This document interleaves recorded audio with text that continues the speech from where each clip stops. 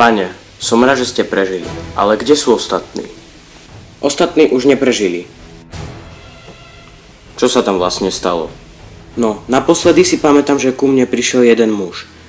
No potom zobrali troli a... Videl som obliehací tábor, ktorý chce zaútočiť na tento hrad, no najprv im pomôžeme. Ako si želáte, pane.